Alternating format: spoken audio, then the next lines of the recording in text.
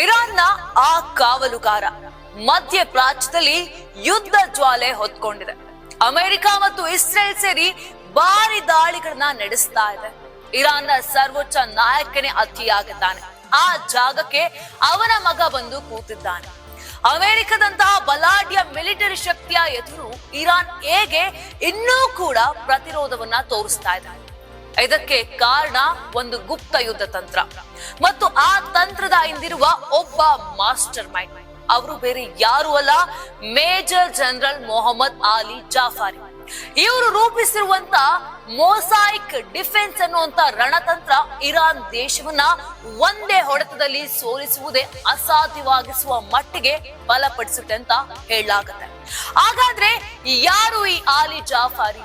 ಏನು ಈ mosaic defence ತಂತ್ರ ಮತ್ತು ಅದು ಹೇಗೆ ಜಗತ್ತಿನ ಬಲಾಢ್ಯ ಸೈನ್ಯಗಳಿಗೂ ಸವಾಲಾಗಿ ಪರಿಣಮಿಸಿದೆ? ಈ ರಣತಂತ್ರ ಹೇಗೆ ಕೆಲಸ ಮಾಡುತ್ತೆ? ಈ ಜಾಫಾರಿ ಎಷ್ಟು ಶಕ್ತಿಶಾಲಿ ಗೊತ್ತಾ? ಅಮೆರಿಕದಂತಹ ಬಲಾಢ್ಯ ಮಿಲಿಟರಿಗೂ ಇದು ಯಾಕೆ ದೊಡ್ಡ ತಲೆನೋವಾಗುತ್ತೆ? ಇರಾನ್ನ ಪ್ರತಿರೋಧದ ಹಿಂದಿರುವ ಆ ಗುಪ್ತ ವ್ಯವಸ್ಥೆ ಏನು ಅನ್ನೋದನ್ನ ವಿವರವಾಗಿ ಹೇಳ್ತಾ ಹೋಗ್ತೀನಿ ಇವತ್ತಿನ ಈ ಸ್ಪೆಷಲ್ ರಿಪೋರ್ಟ್ ನಲ್ಲಿ.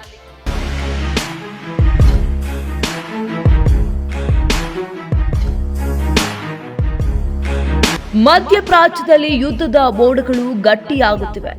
ಅಮೆರಿಕ ಮತ್ತು ಇಸ್ರೇಲ್ ಸೇರಿ ನಡೆಸಿದ ಭಾರಿ ದಾಳಿಗಳ ನಂತರವೂ ಇರಾನ್ ಕುಸಿಯುತ್ತಿಲ್ಲ. ಜಗತ್ತಿನ ಬಲಾಢ್ಯ ಮಿಲಿಟರಿ ಶಕ್ತಿಗಳು ಎದುರು ನಿಂತಿದ್ದರೂ ಇರಾನ್ ಪ್ರತಿರೋಧ ದಿನದಿಂದ ದಿನಕ್ಕೆ ಹೆಚ್ಚುತ್ತಿದೆ. ಇದಕ್ಕೆ ಕಾರಣ ಏನು ಎಂಬ ಪ್ರಶ್ನೆ ಈಗ ಜಾಗತಿಕ ಮಟ್ಟದಲ್ಲಿ ಚರ್ಚೆಯಾಗುತ್ತಿದೆ. ಈ ಪ್ರಶ್ನೆಗೆ ಉತ್ತರವಾಗಿ ಮತ್ತೆ ಮತ್ತೆ ಕೇಳಿ ಬರುತ್ತಿರುವ ಒಂದು ಹೆಸರು ಮೇಜರ್ ಜನರಲ್ ಮೊಹಮ್ಮದ್ ಆಲಿ ಜಾಫಾರಿ. ಇರಾನ್ನ ಸೈನಿಕ ತಂತ್ರಗಳನ್ನು ಸಂಪೂರ್ಣವಾಗಿ ಬದಲಾಯಿಸಿದ ವ್ಯಕ್ತಿ ಎಂಬ ಹೆಗ್ಗಳಿಕೆಗೆ ಪಾತ್ರರಾಗಿರುವ ಜಾಫಾರಿ ಇಂದು ಮೊಸಾಯಿಕ್ ಡಿಫೆನ್ಸ್ ಎಂಬ ಯುದ್ಧ ತಂತ್ರದ ಮಾಸ್ಟರ್ ಮೈಂಡ್ ಎಂದು ಗುರುತಿಸಲ್ಪಡುತ್ತಿದ್ದಾರೆ. ಮೊಹಮ್ಮದ್ ಆಲಿ ಜಾಫಾರಿ ಇರಾನ್ನ ಅತ್ಯಂತ ಪ್ರಭಾವಶಾಲಿ ಸೈನ್ಯ ನಾಯಕರುಗಳಲ್ಲಿ ಒಬ್ಬರು. 1957ರಲ್ಲಿ ಇರಾನ್ನ ಯಜ್ದ್ ನಗರದಲ್ಲಿ ಜನಿಸಿದ ಅವರು ಯುವಕನಾಗಿದ್ದಾಗಲೇ ಇರಾನ್ ಇರಾಕ್ ಯುದ್ಧದಲ್ಲಿ ಸಕ್ರಿಯವಾಗಿ ಭಾಗವಹಿಸಿದ್ದರು. ಆ ಯುದ್ಧದ ಅನುಭವವೇ ಅವರ ಯುದ್ಧ ತಂತ್ರದ ಚಿಂತನೆಗೆ ದೊಡ್ಡ ಪ್ರಭಾವ ಬೀರಿತು. ನಂತರ ಅವರು ಇರಾನ್ನ ಅತ್ಯಂತ ಶಕ್ತಿಶಾಲಿ ಸೈನಿಕ ಸಂಸ್ಥೆಯಾದ ಇಸ್ಲಾಮಿಕ್ ರೆವಲ್ಯೂಷನರಿ ಗಾರ್ಡ್ ಕಾರ್ಪ್ಸ್ನಲ್ಲಿ ವೇಗವಾಗಿ ಮೇಲೇರಿದರು. 2007ರಿಂದ 2019ರವರೆಗೆ IRGC ಮುಖ್ಯಸ್ಥರಾಗಿ ಕಾರ್ಯನಿರ್ವಹಿಸಿದ ಜಾಫಾರಿ ಆ ಅವಧಿಯಲ್ಲಿ ಇರಾನ್ನ ರಕ್ಷಣಾ ವ್ಯವಸ್ಥೆಯನ್ನ ಸಂಪೂರ್ಣವಾಗಿ ಹೊಸ ರೂಪಕ್ಕೆ ತಂದರು. ಜಾಫರಿ ರೂಪಿಸಿದ ಅತ್ಯಂತ ಮಹತ್ವದ ತಂತ್ರವೇ ಮೊಸಾಯಿಕ್ ಡಿಫೆನ್ಸ್. ಸಾಮಾನ್ಯವಾಗಿ ಅನೇಕ ದೇಶಗಳ ಸೈನ್ಯ ವ್ಯವಸ್ಥೆ ಸಂಪೂರ್ಣವಾಗಿ ಕೇಂದ್ರ ನಾಯಕತ್ವದ ಮೇಲೆ ಅವಲಂಬಿತವಾಗಿರುತ್ತದೆ. ರಾಜಧಾನಿ ಮೇಲೆ ದಾಳಿ ನಡೆದರೆ ಅಥವಾ ನಾಯಕತ್ವ ನಾಶವಾದರೆ ಸೈನ್ಯ ಕೂಡ ಕುಸಿಯುವ ಸಾಧ್ಯತೆ ಹೆಚ್ಚು.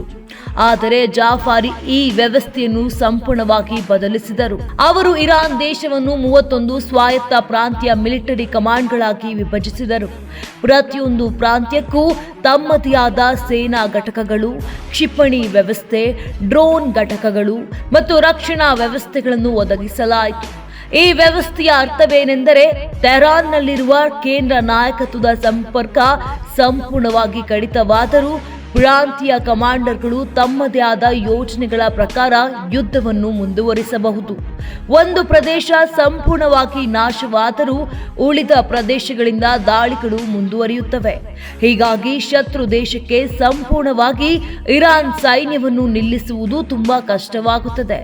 ಇದೇ ಕಾರಣಕ್ಕೆ ಈ ತಂತ್ರವನ್ನು ಮೊಸಾಯಿಕ್ ಡಿಫೆನ್ಸ್ ಎಂದು ಕರೆಯಲಾಗುತ್ತದೆ. ಈ ತಂತ್ರದ ಹಿಂದಿರುವ ಪ್ರಮುಖ ಪ್ರೇರಣೆ 2003ರಲ್ಲಿ ನಡೆದ ಅಮೆರಿಕದ ಇರಾಕ್ ದಾಳಿ. ಆಗ ಸದ್ದಾಂ ಹುಸೇನ್ ಆಡಳಿತವನ್ನ ಅಮೆರಿಕ ಕೇವಲ 26 ದಿನಗಳಲ್ಲಿ ಕುಸಿತಗೊಳಿಸಿತು. ಅದರ ಪ್ರಮುಖ ಕಾರಣವೆಂದರೆ ಇರಾಕ್ ಸೈನ್ಯ ಸಂಪೂರ್ಣವಾಗಿ ಕೇಂದ್ರ ಸರ್ಕಾರದ ಮೇಲೆ ಅವಲಂಬಿತವಾಗಿತ್ತು. ಕೇಂದ್ರ ನಾಯಕತ್ವ ಕುಸಿದ ಕೂಡಲೇ ಸೈನ್ಯವು ಕುಸಿಯಿತು. ಈ ಘಟನೆಯನ್ನು ಹತ್ತಿರದಿಂದ ಅಧ್ಯಯನ ಮಾಡಿದ ಜಾಫರಿ ಇದೇ ರೀತಿಯ ಪರಿಸ್ಥಿತಿ ಇರಾನ್ನಲ್ಲಿ ಆಗಬಾರದು ಎಂದು ನಿರ್ಧರಿಸಿದರು. ಅದರ ಜೊತೆಗೆ ಜಾಫರಿ ಇನ್ನೊಂದು ಮಹತ್ವದ ಯುದ್ಧ ತಂತ್ರವನ್ನು ಜಾರಿಗೆ ತಂದರು. ಅದೇ ಅಸಮಿತ ಯುದ್ಧ ತಂತ್ರ ಅಥವಾ ಅಸಮ ಪಾರ್ಶ್ವದ ಯುದ್ಧ. ಅಮೆರಿಕದಂತಹ ದೊಡ್ಡ ಮಿಲಿಟರಿ ಶಕ್ತಿಗಳ ವಿರುದ್ಧ ನೇರ ಯುದ್ಧ ಮಾಡುವುದು ಕಷ್ಟ ಎಂಬುದನ್ನು ಅರಿತ ಅವರು ಕಡಿಮೆ ವೆಚ್ಚದಲ್ಲಿ ಹೆಚ್ಚು ಪರಿಣಾಮ ಬೀರುವ ತಂತ್ರಗಳನ್ನು ಅಭಿವೃದ್ಧಿಪಡಿಸಿದರು. ಬ್ಯಾಲಿಸ್ಟಿಕ್ ಕ್ಷಿಪಣಿಗಳು, ಡ್ರೋನ್ ದಾಳಿಗಳು ಮತ್ತು ಸಣ್ಣ ಗುಂಪುಗಳ ಮೂಲಕ ನಡೆಯುವ ಗುರಿಲ್ಲಾ ಯುದ್ಧಕ್ಕೆ ಹೆಚ್ಚು ಹೊತ್ತು ನೀಡಲಾಯಿತು. ಇದರ ಪರಿಣಾಮವಾಗಿ ಇಂದು ಇರಾನ್ ವಿಶ್ವದ ಪ್ರಮುಖ ಕ್ಷಿಪಣಿ ಶಕ್ತಿಗಳಲ್ಲಿ ಒಂದಾಗಿ ಬೆಳೆಯಿತು. ಜಾಫರಿ ಕೇವಲ ಸೈನ್ಯವನ್ನು ಮಾತ್ರ ಬಲಪಡಿಸಲಿಲ್ಲ, ಅವರು ದೇಶದ ಒಳಗಿನ ಭದ್ರತೆಯನ್ನು ಬಲಪಡಿಸುವ ಕೆಲಸವನ್ನೂ ಮಾಡಿದ್ದಾರೆ. ಇದರ ಭಾಗವಾಗಿ ಬಸಿಜ್ ಎಂಬ ನಾಗರಿಕ ಸ್ವಯಂ ಸೇವಕ ಸೈನ್ಯವನ್ನು ಬಲಪಡಿಸಲಾಯಿತು. ಲಕ್ಷಾಂತರ ಸಾಮಾನ್ಯ ನಾಗರಿಕರನ್ನ ಒಳಗೊಂಡಿರುವಂತಹ ಈ ಪಡೆ ಯುದ್ಧದ ಸಮಯದಲ್ಲಿ ಸೇನೆಗೆ ಸಹಾಯ ಮಾಡುವುದರ ಜೊತೆಗೆ ದೇಶದ ಒಳಗಿನ ಭದ್ರತೆಯನ್ನು ಕಾಪಾಡುವ ಕೆಲಸವನ್ನೂ ಮಾಡುತ್ತದೆ. ಸರ್ಕಾರದ ವಿರುದ್ಧ ನಡೆಯುವ ಪ್ರತಿಭಟನೆಗಳನ್ನು ನಿಯಂತ್ರಿಸುವಲ್ಲಿಯೂ ಈ ಪಡೆ ಪ್ರಮುಖ ಪಾತ್ರ ವಹಿಸುತ್ತದೆ.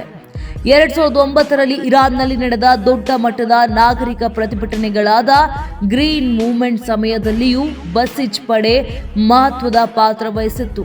ಸರ್ಕಾರದ ವಿರುದ್ಧದ ಪ್ರತಿಭಟನೆಗಳನ್ನು ಹತ್ತಿಕ್ಕಲು ಮತ್ತು ಆಡಳಿತದ ಹಿಡಿತವನ್ನು ಬಲಪಡಿಸಲು ಈ ಪಡೆ ಬಳಸಲ್ಪಟ್ಟಿತ್ತು. ಇದರಿಂದ ಜಾಫರಿ ಕೇವಲ ಸೈನ್ಯ ನಾಯಕನಷ್ಟೇ ಅಲ್ಲದೆ ಸರ್ಕಾರದ ಸ್ಥಿರತೆಯನ್ನು ಕಾಪಾಡುವ ಪ್ರಮುಖ ವ್ಯಕ್ತಿಯೂ ಆಗಿದ್ದರು. ಇದರ ಜೊತೆಗೆ ಜಾಫರಿ ಮಧ್ಯಪ್ರಾಚ್ಯದಲ್ಲಿ ಇರಾನ್ ಪ್ರಭಾವವನ್ನು ವಿಸ್ತರಿಸುವಲ್ಲಿ ಪ್ರಮುಖ ಪಾತ್ರ ವಹಿಸಿದರು. ಸಿರಿಯಾ ಮತ್ತು ಇರಾಕ್ ಸೇರಿದಂತೆ ಹಲವು ಪ್ರದೇಶಗಳಲ್ಲಿ ಇರಾನ್ ಪರ ಗುಂಪುಗಳಿಗೆ ತರಬೇತಿ ಮತ್ತು ಶಸ್ತ್ರಾಸ್ತ್ರ ಒದಗಿಸುವ ಮೂಲಕ ಇರಾನ್ ಪ್ರಭಾವವನ್ನು ಹೆಚ್ಚಿಸಿದರು. ಇದರ ಪರಿಣಾಮವಾಗಿ ಮಧ್ಯಪ್ರಾಚ್ಯ ರಾಜಕೀಯದಲ್ಲಿ ಇರಾನ್ ಪ್ರಮುಖ ಶಕ್ತಿಯಾಗಿ ಹೊರಹೊಮ್ಮಿತು. ಇತ್ತೀಚಿನ ಯುದ್ಧ ಪರಿಸ್ಥಿತಿಯನ್ನು ಗಮನಿಸಿದ್ರೆ ಜಾಫರಿ ರೂಪಿಸಿದ ಮೊಸಾಯಿಕ್ ಡಿಫೆನ್ಸ್ ತಂತ್ರದ ಪ್ರಭಾವ ಸ್ಪಷ್ಟವಾಗಿ ಕಾಣುತ್ತಿದೆ. ಅಮೆರಿಕ ಮತ್ತು ಇಸ್ರೇಲ್ ನಡೆಸಿದ ಭಾರಿ ದಾಳಿಗಳ ನಂತರವೂ ಇರಾನ್ ಸಂಪೂರ್ಣವಾಗಿ ಕುಸಿಯಲಿಲ್ಲ. ಒಂದು ಭಾಗದಲ್ಲಿ ಹಾನಿ ಸಂಭವಿಸಿದರೂ ಮತ್ತೊಂದು ಭಾಗದಿಂದ ಪ್ರತಿದಾಳಿ ನಡೆಯುತ್ತಿದೆ. ಇದರಿಂದ ಯುದ್ಧವು ಶೀಘ್ರವಾಗಿ ಮುಗಿಯುವ ಬದಲು ಇನ್ನಷ್ಟು ಸಂಕೀರ್ಣವಾಗುತ್ತಿದೆ. ಜಾಫರಿ ರೂಪಿಸಿದ ಈ ವಿಕೇಂದ್ರೀಕೃತ ಯುದ್ಧ ತಂತ್ರವು ಇರಾನ್ ದೇಶವನ್ನು ಒಂದೇ ಹೊಡೆತದಲ್ಲಿ ಸೋಲಿಸುವುದು ಅಸಾಧ್ಯವಾಗಿಸುವ ಮಟ್ಟಿಗೆ ಬಲಪಡಿಸಿದೆ ಎಂದು ವಿಶ್ಲೇಷಕರು ಹೇಳುತ್ತಿದ್ದಾರೆ. ಶತ್ರು ದೇಶಗಳು ಇರಾನ್ ಮೇಲೆ ಎಷ್ಟು ದಾಳಿಗಳನ್ನು ನಡೆಸಿದ್ರೂ ಸಂಪೂರ್ಣವಾಗಿ ಅದರ ಪ್ರತಿರೋಧವನ್ನು ನಿಲ್ಲಿಸುವುದು ತುಂಬಾ ಕಷ್ಟವಾಗಿದೆ. ಆದ್ದರಿಂದಲೇ ಇಂದಿನ ಜಾಗತಿಕ ಯುದ್ಧ ಚರ್ಚೆಗಳಲ್ಲಿ ಒಂದು ಹೆಸರು ಮತ್ತೆ ಮತ್ತೆ ಕೇಳಿ ಬರುತ್ತಿದೆ. ಅದೇ ಮೊಹಮ್ಮದ್ ಆಲಿ ಜಾಫರಿ. ಅವರು ರೂಪಿಸಿದ ಮೊಸಾಯಿಕ್ ಡಿಫೆನ್ಸ್ ತಂತ್ರ ಇರಾನ್ಗೆ ಅಂತಿಮ ಜಯ ತರುತ್ತದೆಯೋ ಇಲ್ಲವೋ ಎಂಬುದು ಭವಿಷ್ಯದ ಪ್ರಶ್ನೆ. ಆದರೆ ಒಂದು ಸಂಗತಿ ಮಾತ್ರ ಸ್ಪಷ್ಟವಾಗಿದೆ. ಇರಾನ್ ಅನ್ನು ಸುಲಭವಾಗಿ ಸೋಲಿಸಲಾಗದಂತೆ ಮಾಡಿದ ಯುದ್ಧ ತಂತ್ರದ ಹಿಂದಿರುವ ಮಾಸ್ಟರ್ ಮೈಂಡ್ ಎಂದರೆ ಅದು ಆಲಿ ಜಾಫರಿ. ಈ ಹಿನ್ನೆಲೆಯಲ್ಲಿ ಇಂದಿನ ಯುದ್ಧ ಪರಿಸ್ಥಿತಿಯಲ್ಲಿ ಜಾಫರಿ ರೂಪಿಸಿದ ರಣತಂತ್ರದ ಪರಿಣಾಮ ಇನ್ನಷ್ಟು ಸ್ಪಷ್ಟವಾಗಿ ಕಾಣುತ್ತಿದೆ.